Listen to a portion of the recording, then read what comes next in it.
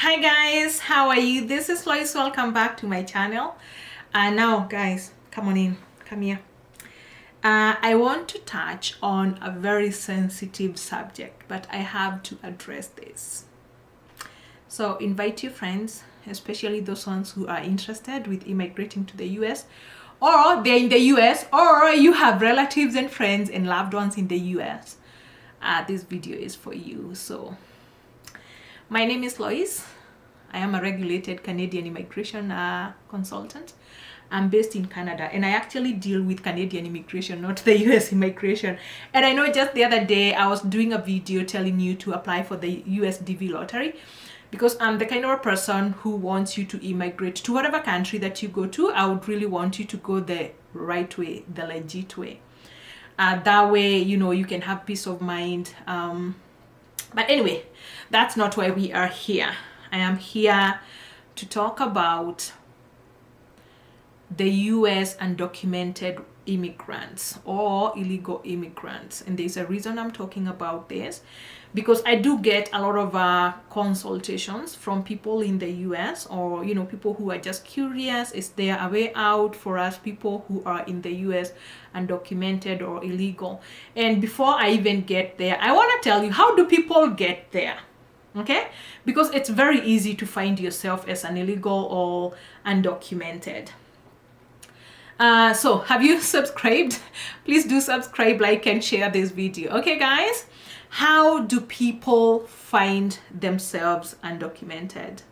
So most of the time, and there's nothing to feel bad about, this is not a shaming video. This is a place where whereby we come and share information.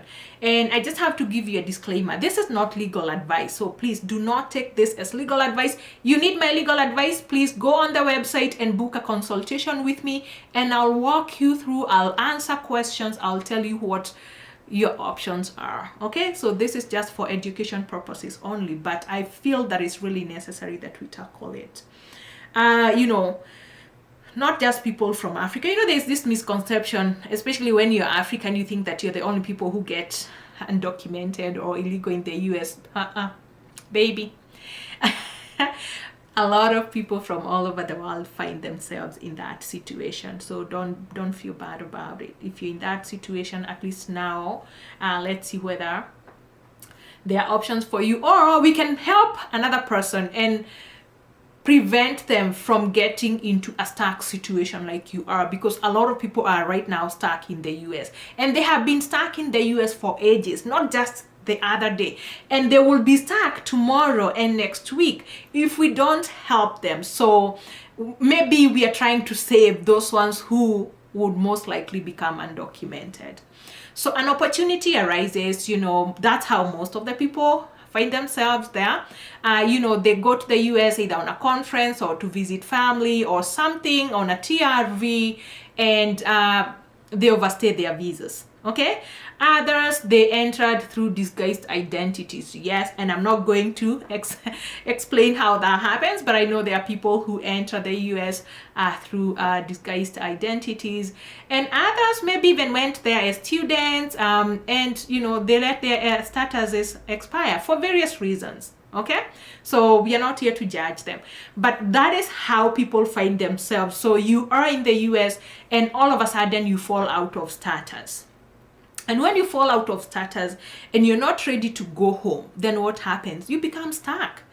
At times, you don't want to go back where you came. You realize you made a mistake, and now it's too late to go back, because if you go back, you already overstayed your welcome, and they may not let you back in again. Okay, so then these people, at times, they start exploring options within the United States, and guess where they start? They start with their friends. That's where we all go for consultation. Free consultation is our friends and family. You know, it's just like when people get sick, the first place they go to is Dr. Google. After Dr. Google, Immigration Legal Counsel is the next free consultation people find online and with their family, friends, and their loved ones. Every family has someone who knows immigration, and everybody has a friend who will advise you on immigration. And there's nothing wrong with that. Don't get me wrong. What I mean is the people who are advising you, majority of them are already stuck. They're already stuck. So what are they advising you? They're advising you how to get stuck like them because, misery loves company. Yes, that's one of the reasons. Others, they misadvise you simply because they don't know what it is. And people, I realize that especially Africans, a lot of people don't have the culture of seeking professional help, and especially when it's paid. People will always shy away to pay a small fee for professional help, and they would be okay paying thousands of dollars later on to try and correct something that maybe they could have been educated should they have sought the right legal help. So I'm not here to judge you. I'm just here to tell you that it's always good to get the right legal help. I'm in some groups and platforms whereby people just rush to ask immigration questions, and it's okay. Someone may be able to answer that question for you, but not always, because when you have case specific issues, you may want to get real answers so that what am I getting myself into, or what would happen to you, because everybody's circumstances are different and they are unique. Okay, now enough of that. So you get stuck. After you get stuck, now guess what? I come across people who have lived in the US 20, 30 years. These people, they are doing well. Like they have thrived, they have started businesses, but they are unable to leave. And it gets very unfortunate because you realize that they left their loved ones. Some of them are able to go with their loved ones, like spouses and children, so at least they have their families with them, which is some kind of a solace. But majority of them leave their children behind, their spouses behind, their parents behind. And now they find themselves in this situation whereby they are stuck and a parent dies and you can't go to bury them. A child dies, you can't go home, your child is sick. Your child is into drugs and other unfortunate situations. You get nieces and nephews that you will never see, and it's very frustrating. It's a very, very, very bad situation that people find themselves into. Most of them not out of will, but I think people get into this situation for lack of information. Sincerely, it's just for lack of the right information. Okay.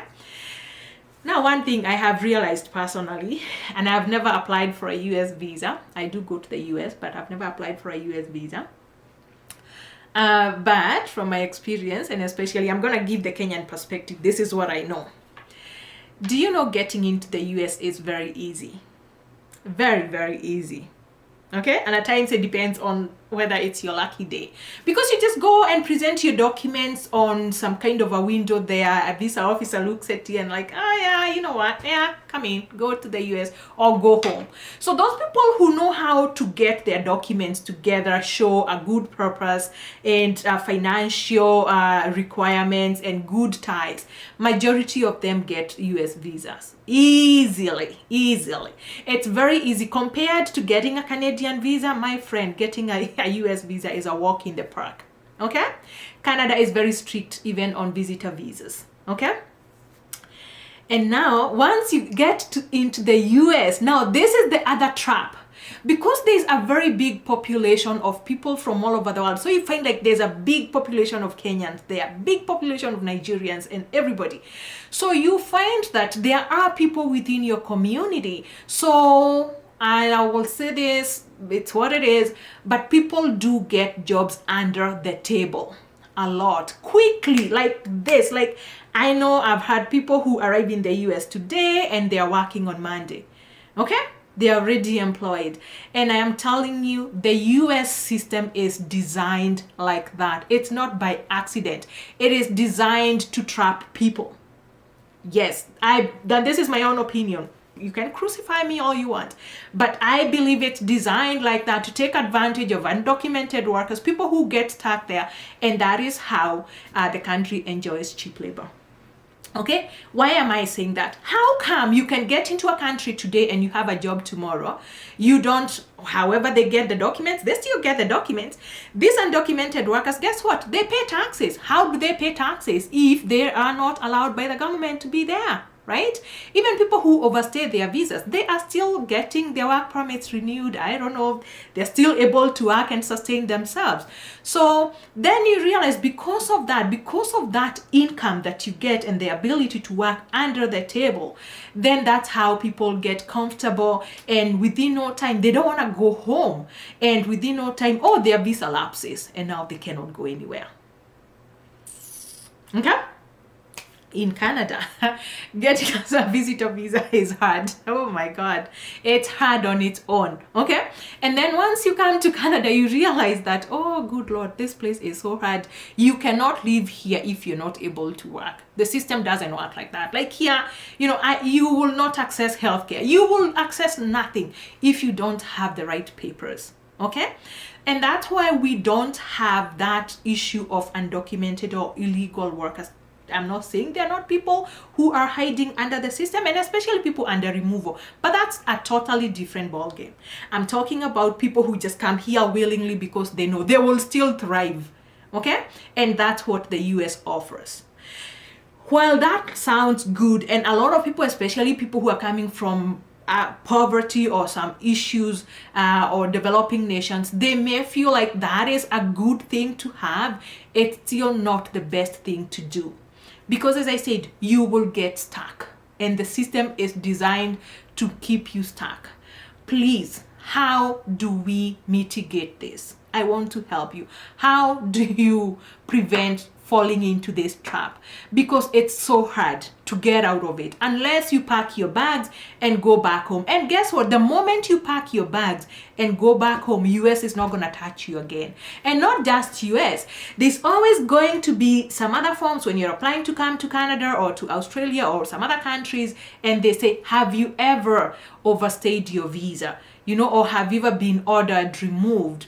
And if they determine that you stayed illegally in a different country, that may affect you, your future application somewhere else. Okay, because you already, or you overstayed and you violated the obligations of whatever visa that you had.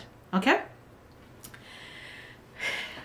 Now, how do you avoid this, my friend? Because it's easily avoidable. Okay, there are really smart people who do this. They go to the US, they go for a short period, and they make sure they never mess their visas.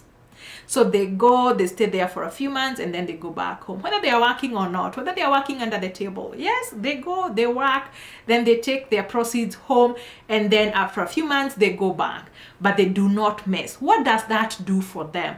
That actually creates a very healthy travel history. Instead of going to get stuck in the US, if you had the opportunity to get that visa in the first place, please don't ruin it. When it's time to leave, leave. And I will tell you where you want to leave. Because if you leave, you will come back.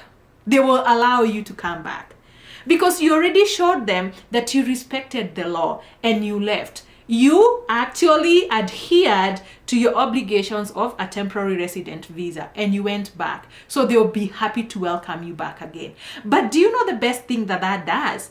If you go to the US and you go back home in your time, you can always apply for a Canadian visa and tell them, come on, it's easy. I'm not saying it's direct, but it's easy to get a Canadian visa the moment you've had a US visa. Okay, if you need better help with this, if you're in this kind of a category and you want to be able to visit Canada, you can always talk to me. Okay, send me an email or book a consultation on my website. But that is better than getting stuck and then realizing so many years down the road after going through a lot of heartache that now I can't leave. And if I leave, I don't have any other options. I kind of screwed up all my options. Why people do all this is because they get excited when that opportunity arises and they don't have an exit strategy. Before you leave home, I tell people, not just to any country or anything you're going to do, always look ahead. Ask yourself, what's my exit strategy? How am I going to get into this situation without jamming my life? or the life of my loved ones where I have to be separated. So, if I get there, I will stay there for this long and then I'll get out and then I'll go back. Or once I get there, I'll be able to change my status from inside the US. I hear there are ways you can change your status, but you gotta be careful, because some of the things also I have heard, there's a lot of misadvising. Like you go there, you lose your status and now you start marrying, and then you caught with marriage fraud and stuff like that. You gotta be careful. You can actually avoid all those if you don't overstay your visa. The cost of a flight back home is so little compared to you getting stuck in a country. Yes, I know, I could be speaking from a point of privilege, but if you can afford the flight to go, you can always afford a flight to go back home, and then you will give yourself endless opportunities of countries that you can go simply because you once had a US visa and you didn't violate it. Okay? So, while you're listening to your friends and your relatives, take the advice, but take it with a pinch of salt and look at your individual situation and say, what is it that I really want? Okay? As I said, if you go to the US, you will be building serious travel history for any other country that you want to access. Okay? Especially Canada. So if you have that, please talk to me. Now, one last thing before I go. I don't want to sleep here. I need to go sleep. One other thing. Assuming now you're already stuck. You are there, you are in the US, fine. Things went the way they went and you got stuck, my friend, because this happens more often than you want to imagine. Okay? For whatever reason. If you find yourself without status in the US, as I said, applying to go to different countries will be very hard. I'm not saying there are no options to come to Canada. There could be options. I wouldn't know unless I know your full situation, unless I know your previous work histories. Maybe there could be some permanent resident programs or some provincial nomination programs that you could actually qualify for.